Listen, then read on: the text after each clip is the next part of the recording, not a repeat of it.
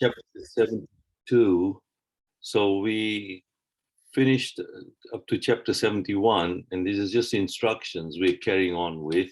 So this is a very short synopsis into the chapters, but like I said, if anybody wants to elaborate or have some realization from these pastimes, because 10th canto is obviously amazing, actually. It's all about Krishna's pastimes. And Prabhupada put this all into the Krishna, the Supreme Personality of Godhead book as well. And he got them printed with the help of George Harrison, who sponsored these Krishna books at that time. I came across a copy of it in the early 1970s. So I was amazed seeing those books of the trilogy of Krishna, the Supreme Personality of Godhead. So this 10th canto, we've gone through it. And so we come to chapter 72. And in the Bhagavad Gita, chapter 9, shloka 12, Riyansh, you can do this and read the translation if you want. Yes, Prabhuji. Mogasha moga karmano moganyana vichetasa rakshasim asurim chaiva prakritim mohinim shruta. Translation: those who are thus bewildered are attracted by demonic and atheistic views.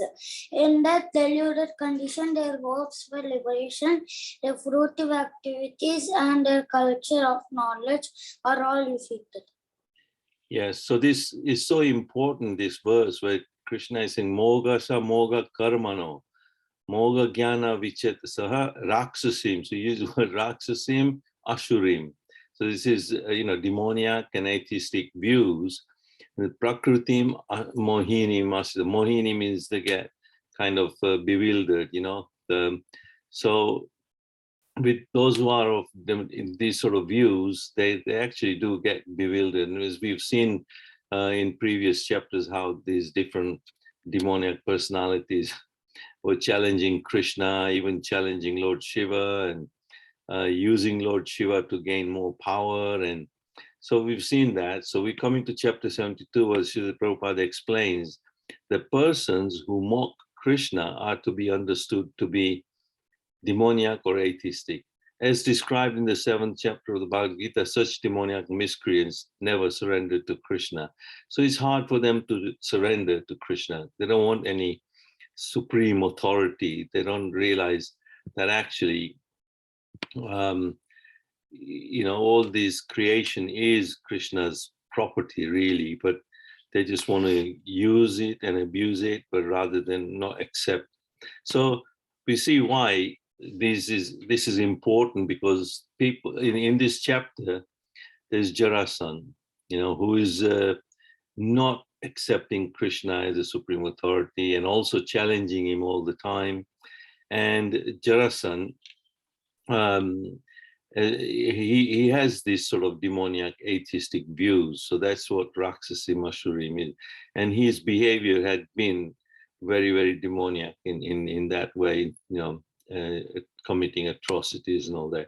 So Jarasan is actually saying to Krishna in this chapter at one point that, but I will not fight with you, Krishna, for you are a coward. Your strength abandoned you in the midst of battle, and you fled your own capital to Mathura to take shelter in the sea. So this is when Jarasan and Krishna are being challenging Jarasan. He lost Krishna 17 times. And still Jarasan kept, but the 18th time he sort of won. This last time, Krishna actually ran away. And I think he goes to Mathura. And then, so Jarasan has this chance to say something like this to Krishna. But he doesn't realize, that he's got no understanding of who Krishna is really. So this is what we learn in chapter 72. And then again, the full pastimes are there in the chapter, where Jarasan, being attacked by Krishna, or rather the battle between Jarasan and Krishna. But also Krishna then reveals later on to Bhima as to how to defeat Jarasan. So all this is obviously Krishna spares Jarasan because he knows it's going to be dealt with later on. by Bhima, and he committed. So actually, when there was a battle of Kurukshetra and Bhima was fighting with Jarasandha, Krishna then reveals how Jarasandha, I think he was born in a certain peculiar way, but there were two halves of these two fruits or something that were given, and then they were joined together, and he was, Sanda means attached, and Jara, like, he was in two halves. So Krishna actually tells Brim by showing him a sign of taking a twig or something, and it goes like that, split him in half. And then Bhim knows that that's the only way to defeat Jarasandha. So he splits him and throws his two parts of the body. And we see that in Mahabharata, actually. So chapter 73, then, it's important to note how Krishna reassures all the kings freed from imprisonment by Jarasandha and instructs them. So once Jarasandha had actually, imprisoned lots of these kings, and then finally when Krishna goes to release them from the prison, and the kings were actually praying to Krishna. So Krishna then instructs all these kings, and he says, worship me by performing Vedic sacrifices and protect your subjects in accordance with the principles of religion. Fixing your minds on me, beget progeny and remain always equipoised in happiness and distress. Thus, at the end of your lives, you will surely attain me. So here, Krishna is actually, when Krishna gives such instructions, is encouraging these kings to actually look after and protect their subjects. Whereas, these days, the leaders don't have any faith in the Supreme Lord.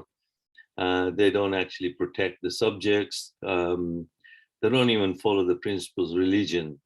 So, once these kings have been freed and their prayers have been answered, because that's what they desired, get free from Jarasandha. So then surely Krishna is telling them that you surely attain to me. But Krishna doesn't actually take them away and give them liberation or anything like that, because they are kings, they are his, he's guiding them, Krishna. And their prayers are certainly answered, because these kings were in. So then after having killed Jarasandha, Krishna also enthroned Sahadev, who is Jarasandha's son, and instructs him the same. So Jarasandha's son, Sahadev, Krishna doesn't actually defeats the king and then he takes over his kingdom and they like plunder his properties, or Krishna actually follows the proper regulation. That's been the culture of Sanatana Dharma, that they actually do not ever go and attack and take over any of the country or land or people's properties. Sanatana Dharma Bharatiyas have never ever actually done that. Just like this Putin is doing, he's going to Ukraine and he's trying to take over the land and everything, and then drive away all the people.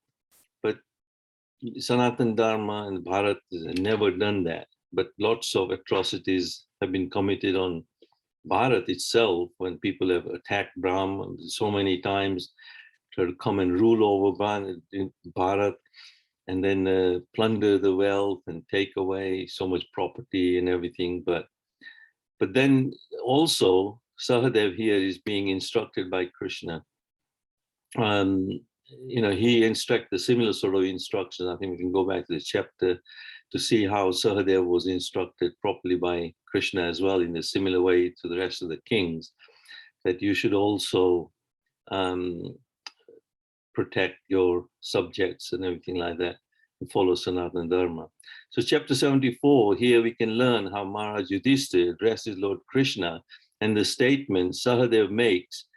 So Sahadev is also present at this Maharaj Yudhishthira addressing, and Sahadev makes an important statement. And the importance they give to Krishna in doing the first worship ritual during Rajasuya sacrifice that was to be performed. So then Maharaj Yudhishthira is performing this Rajasuya sacrifice, and Sahadev makes a very important statement, even saying that Krishna is whenever the sacrifice like this is to be it's called yajna actually, and then such yajna is to be performed. The first worship is obviously to some important personality, could be, but in this case they're saying Krishna should be the first worship, and Maharaj Yudhishthira. In contrast, again, we learn of how another of demoniac personalities, Shishupal, gets envious. So here, because they suggest that Krishna should be the first worship at the sacrifice, and then another demoniac personality cannot accept that. And Shishupal gets envious and starts to insult Krishna. And then he comes to his end by Krishna's Sudarshan Chakra. So Krishna, obviously, Shishupal, there's a bit of a history about him.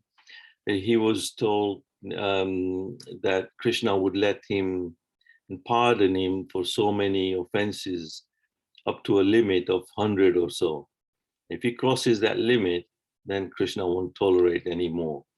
So he got away with so much insult at this point because he's envious, and he's also the friend of Jarasandha and Duryodhana and all these different personalities, and Rukmi and all this. So Shishupal, then obviously we know this pastime of Krishna actually releases his Sudarshan Chakra and he gets rid of him. We should take note that while Shishupal was being offensive to Krishna, the Pandavas could not tolerate that and were prepared to kill him. So Pandavas were actually, when Shishupal was doing all these offenses, Pandavas were very getting angry and they were prepared to kill him, because like Pandavas, we have to also understand that if somebody is committing offenses against Guru or Krishna or to our Sanatana Dharma, then we should not tolerate that, and then we should be able to defend that as well, and have to pick up weapons to do that, and we have to do it. But we can't just let people walk over and commit offenses like this and insult and all that. So they were prepared to kill him, but only Krishna stopped them, because Krishna knew he was going to do it with his Sudarshan Chakra. So Pandavas, we have to be like Pandavas to defend country, like, Bharat, Sanatana Dharma, with Guru. Like, for example, in Bengal now, I know I got some news that the Hare Krishna temple in Bengal was attacked again, but some devotees did fight back some of these perpetrators to defend the property. But earlier on, I'd seen pictures of or images of how in Bengal some of these people have gone in and desecrated the temple, and even Prabhupada's deity was damaged and attacked, and such. There is heavy payment. Krishna will not tolerate that, actually. There's a bad reaction, really bad reaction comes from that. But as devotees, sometimes we think we'll be all right and safe, but we have to stand up and fight. So we don't realize that sometimes we have got so many centers and temples, and like the ISKCON temples all over the world. We got Sanatan temples all over, and there are people envious who would attack them at any moment. So you have to be prepared to protect the temples, realize that they can be in danger. So we can quite easily go on with our daily life thinking we are safe. But since things, not everyone is out there to protect, but we are the ones who have to sometimes protect. So that's our instructions, Our Guru Maharaj used to say, you have to stand up and fight. Fight for Dharma, live for Dharma. That was his preaching. 75, it is clear that this chapter, that Duryodhana was always very envious of the Pandavas and Krishna. So Duryodhana, we know how envious he was of the Pandavas. He took away all their properties. He sent them into exile, and he was never going to accept Krishna as well. Even Krishna tried to go and pacify him, or rather avert the war. But Srila Prabhupada actually writes about him that when Duryodhana, left in such an angry mood, everyone regretted the incident. And King Yudhishthira also became very sorry. So this something happened at the, I think he fell in some water or something, illusion, and then somebody laughed at him, he didn't like it, and he left in anger. But despite all this, sometimes when somebody gets angry like this demoniac, it's not a nice thing, because you don't know what they're going to do next. Despite all occurrences, Krishna was silent. He did not say anything against or in favor of the incident. It appeared that Duryodhana had been put into illusion by the supreme will of Lord Krishna, and this was the beginning of the enmity between the two sects of the Kuru dynasty. This appeared to be a part of Krishna's plan in his mission to decrease the burden of the world. So there again, Duryodhana, he's angry and he lives in this mood. He was put into illusion by the Krishna's will. This incident happened. So then he's going to get angry. So chapter 76 and 77. So we learn of Salva, the friend of Shishupal, who swore in the presence of all the kings that I will rid the earth of Yadavas. Just see my prowess. So again, another Salva here, is a friend of Shishupal, because Shishupal has his head chopped off by Krishna's Sudarshan Chakra. Salva swears that he'll get rid of all the Yadavas. And Yadavas are all the Krishna's children, grandchildren, his whole family, his whole dynasty. He also starts worshipping Lord Shiva for more power to do so. So here Salva actually does go and worships Lord Shiva. He says, I'm going to get more power to get rid of these devas. Having thus made his vow, the foolish king proceeded to worship Lord Pashupati, Shiva, as his deity by eating a handful of dust every day and nothing more. So here he is, he goes to such extreme as just eating a handful of dust every day. I mean, that's amazing. That's some sort of tapasya to do, just to please Lord Shiva. And then when Lord Shiva then gets actually,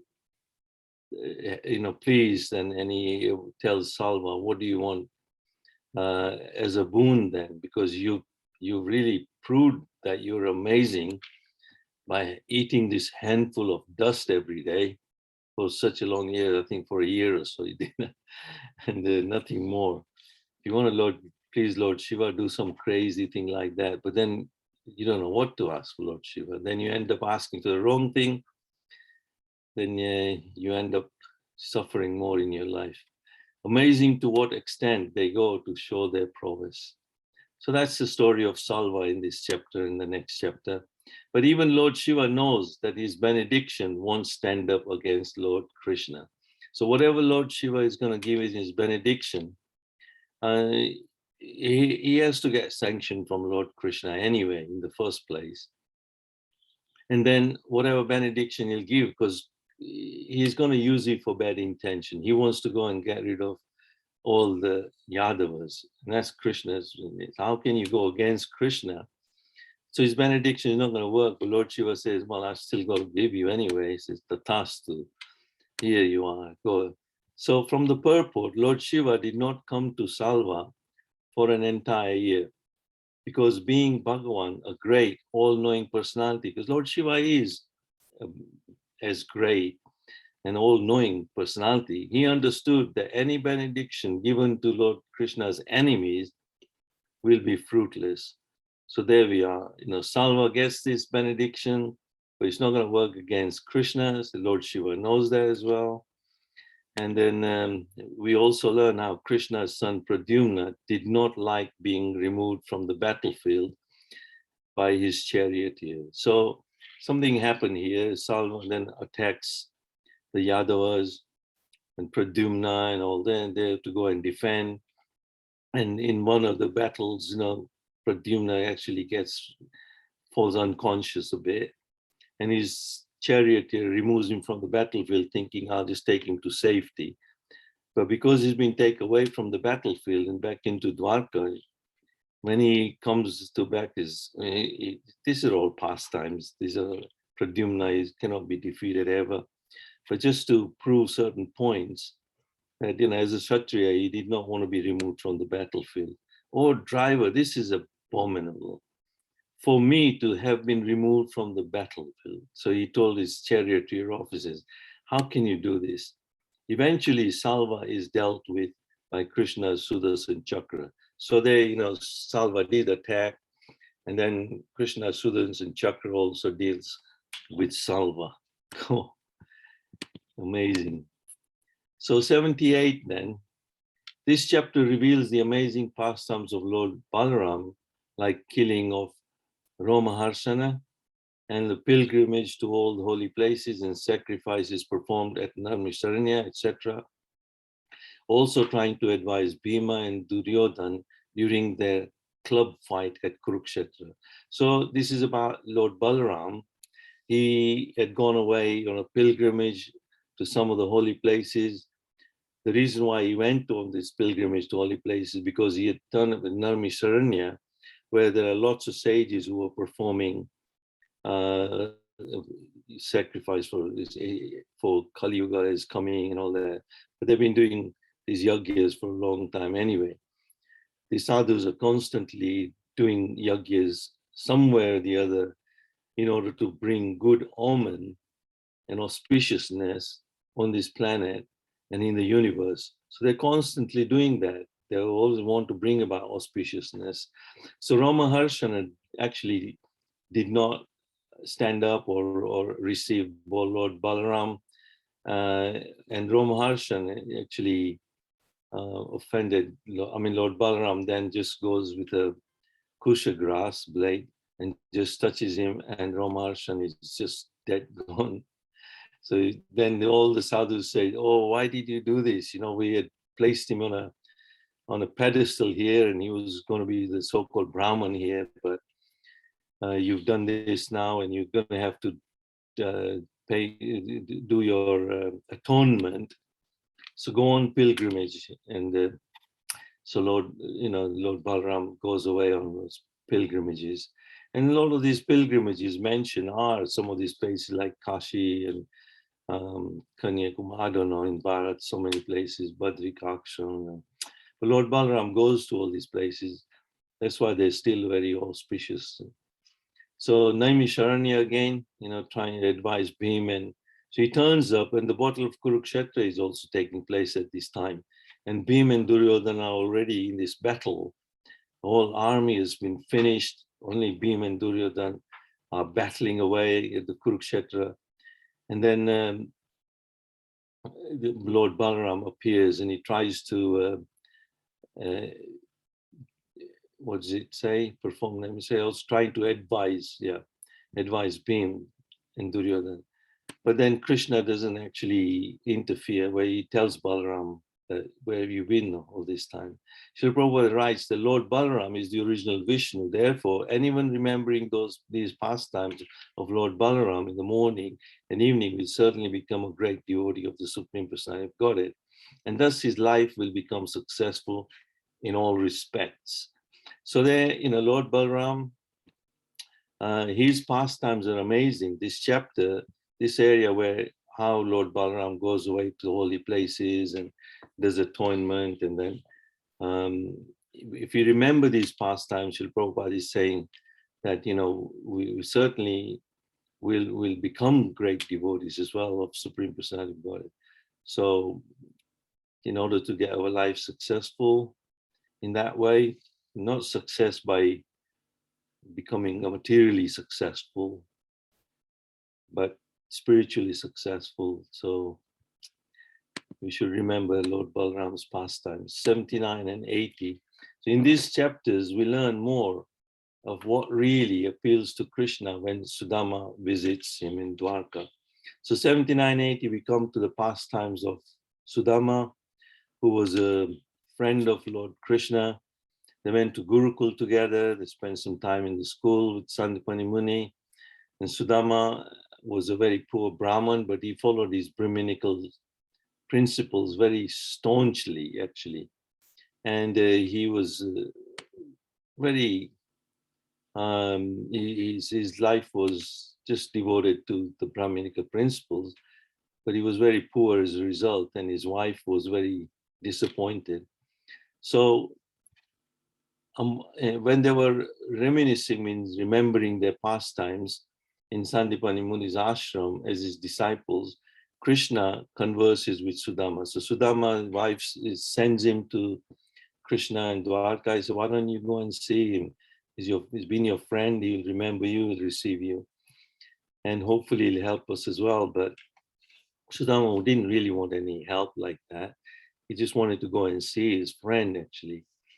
So he turns up in Dwarka with a handful of rice, puffed rice. And he said, how can I offer these? This is the only thing I can offer to Krishna. How can I offer this? But he was hiding it. And Krishna knew that he's hiding this puffed rice.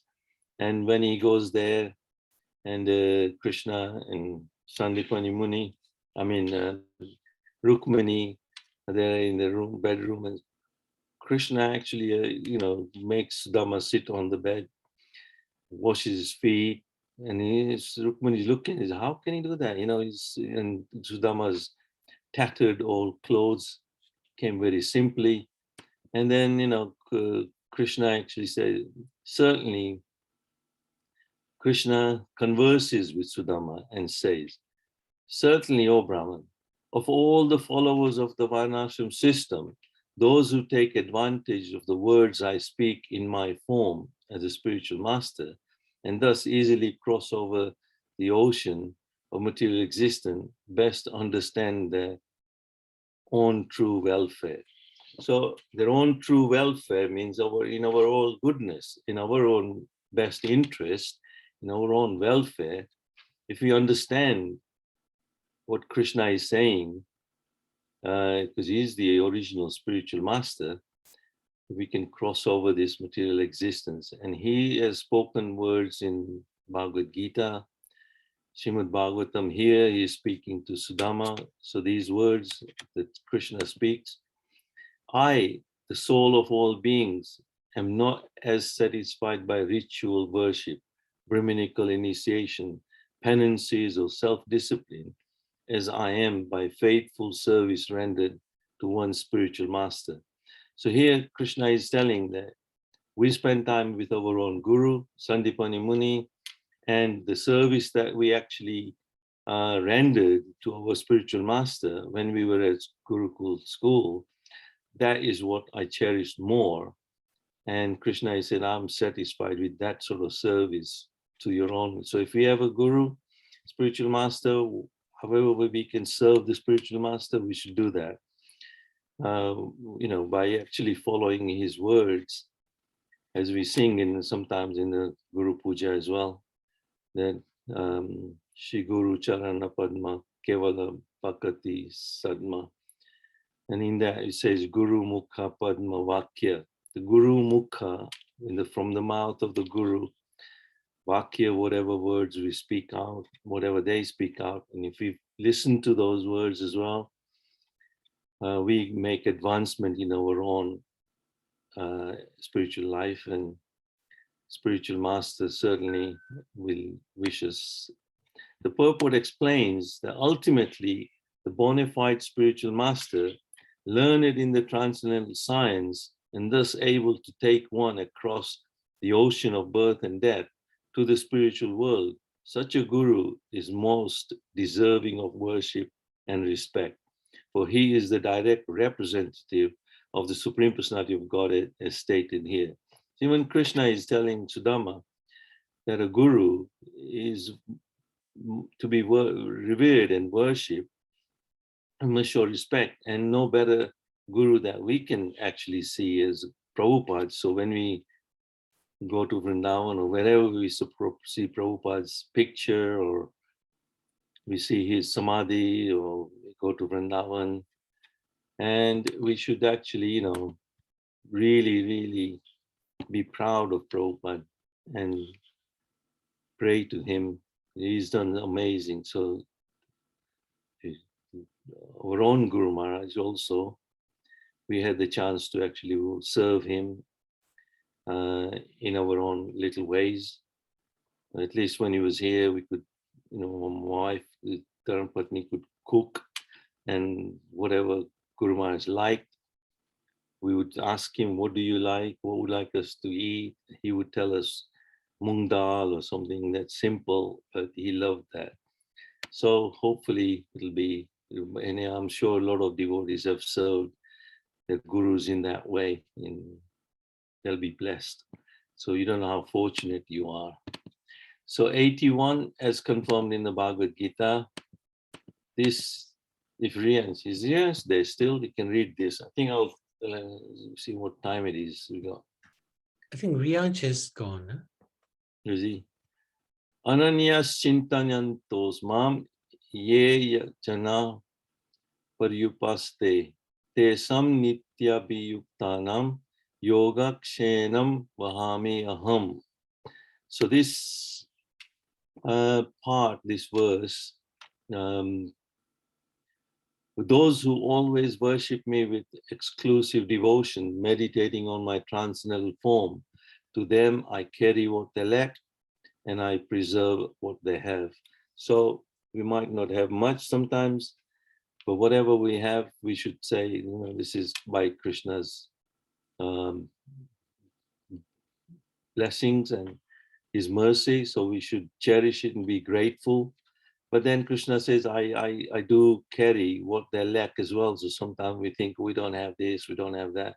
But somehow Krishna has that, what we lack.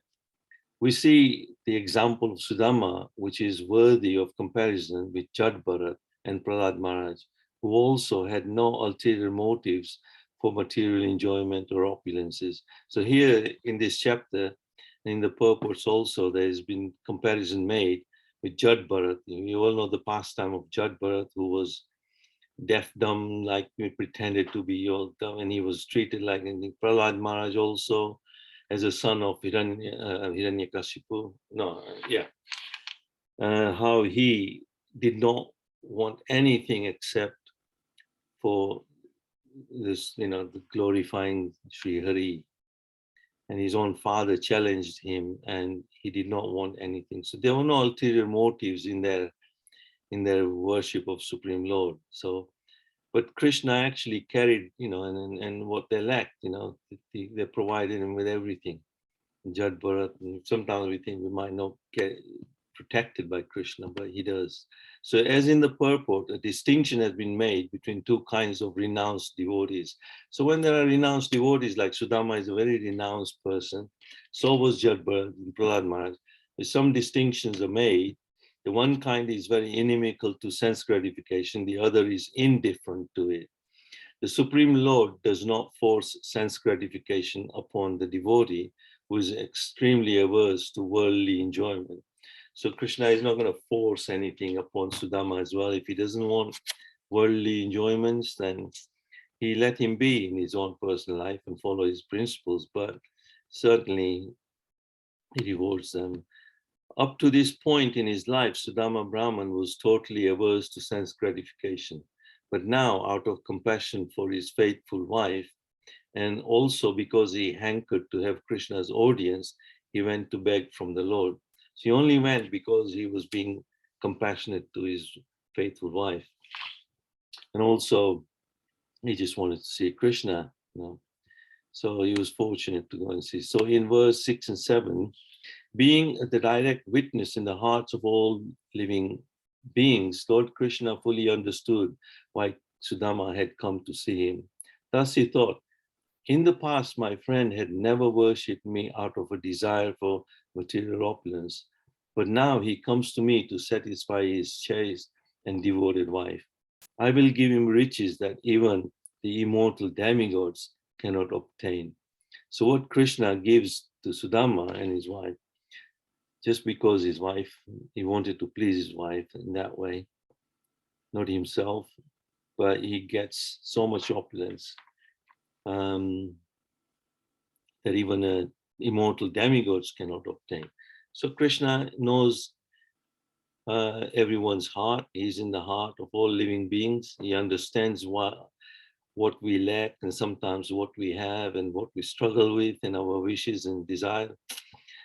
But somehow if he desires his love, then he actually does guide us towards his, he gives us the intelligence. So 81, shall I leave this till next time now, Prabhuji? What time is it? I'm lost for time. Okay. We got nine chapters now. Nabi, you muted.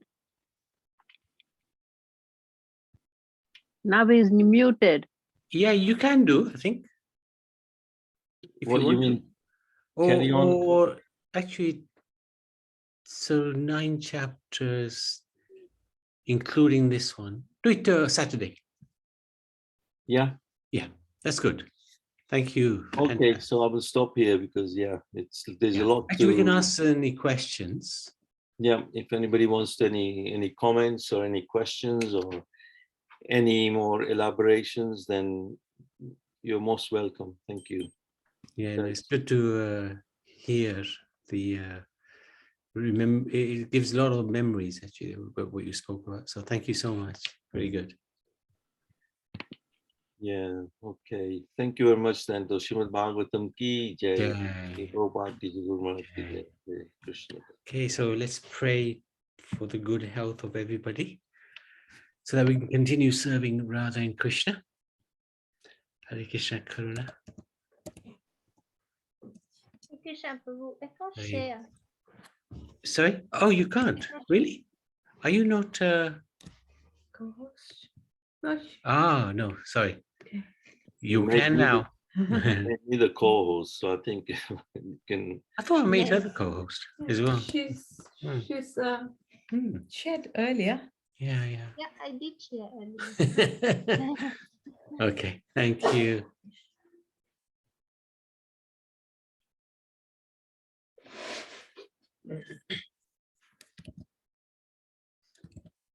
Oh, wanted to pray for, what was his name? There was a Bipin Bhai in Epping Forest. Yeah, want to pray for his good health. Bipin Patel.